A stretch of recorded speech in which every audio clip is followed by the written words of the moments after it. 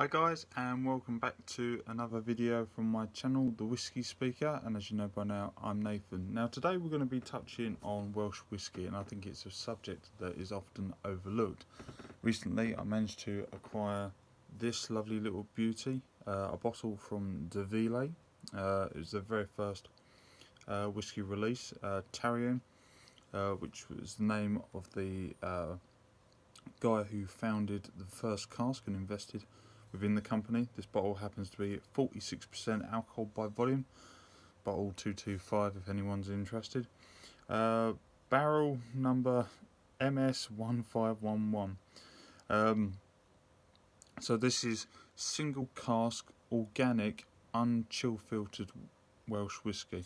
And I think, correct me if I'm mistaken, but I think that is definitely actually a first for good old Wales. Anyway, doing a bit of research on the old internet, threw up some facts and figures about whisky that I wanted to share with you today, because I think whisky in Wales is often generally overlooked, obviously because we've got the big boys in Scotland, and in England they're now playing kind of catch up on a seismic scale, but there is still literally only a handful of Welsh distilleries to be found. Now a chap called John Onstwedder, hope I pronounced that right, was one of the founders of an organic farm in West Wales, and it was with this that he commissioned Springbank to produce, once again I believe, the world's very first organic whisky from Springbank. And in 1999 the first of them bottles were actually released from the casks that Springbank had kindly produced to the De Ville distillery,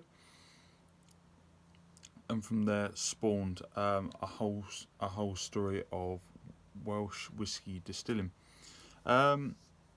Interestingly enough, De Ville actually is Gaelic, and Da being two, and Ville is millennium. So the distillery itself actually kind of came about around about that time, hence the name. Now this chap John in 2008 applied for a distiller's license to run a 350 litre state-of-the-art copper pot still, and a smaller copper pot still license was granted for 1,800 litres. Interestingly enough, this guy has gone from strength to strength. It is literally a very small family concern, and is located down in the western part of Wales, and such advocates are His Royal Highness the Prince of Wales, and emphasis being maybe on the organic aspect. But this bottle I showed you recently has come from the very first cask, and this is obviously 2020, the year 2020. They had also, slightly ahead of other competitors, who we will come on to in a minute, also released the first single grain whisky back in 2018, which subsequently sold out like no tomorrow, and yeah, you can't really get your hands on it anymore. But De Ville is definitely one to look out for. They've currently got the whisky for sale from their first cask. It's retailing from it's around about £90 to £95 for a full size bottle, but they do half size, and they obviously do a miniature if you're just curious. So what other distilleries are there? Well, going slightly up north, originally in an area close to Bala was a little village called Fragnor, or Frognor I should say, and that actually had the first registered or properly recorded, shall we say, distillery, which closed just after the 1900s, and subsequently became a prisoner of war camp for German prisoners, and also then Irish dissidents. later on in a infamous part of its history. After that, the buildings were subsequently knocked down. But if you go to one of the other distilleries that I will mention just in a bit, you will see all the branding related to that distillery, called Royal Welsh Whisky. But before we jump onto that as well, let me just take you to Aberfoyle. So we're going right up to the north coast now, of Wales.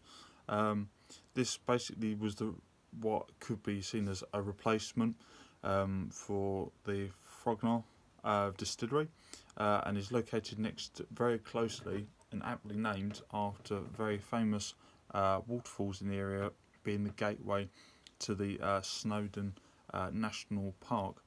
Located inside a 6,000 metre squared building, which was used initially for slate works, going back to obviously when Wales had a large industrial industry, and now, as we would refer to as a large industrial heritage. Whisky, the restoration of the place actually started in 2017, and the visitor centre opened a year later. Whisky, however, is expected to be available roughly in about 2021, which would be interesting. I mean, these guys produce some very interesting gins in the meantime, from Aberfoyle's salted toffee liqueurs and Aberfoyle's orange marmalade gin. So all kind of really exciting stuff.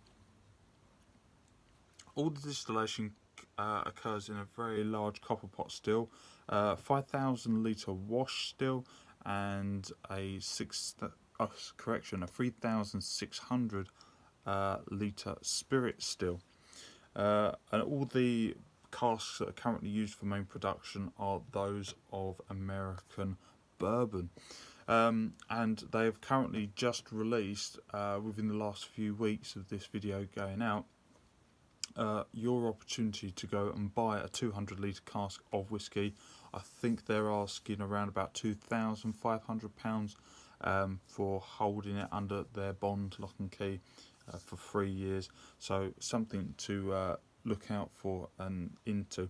But hopefully next year their whisky will be coming online, playing catch up with the distillery I've already mentioned, and now the last one we're just going to move on to, which probably to many is actually going to be the best known distillery, purely because it's been around the longest and therefore it's basically gained the best reputation amongst its many fans. It even has Theresa May, who a couple of Christmas ago, our then Prime Minister, saying that it was her Christmas tipple of choice.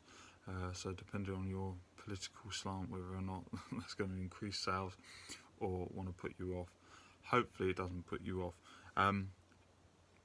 But we come to, of course, Penderyn, at the base of now another national park, the Brecon Beacons, down in the south of Wales. Launched in 2000. It's really interesting actually, this distillery, because of the regulations relating to where it's located.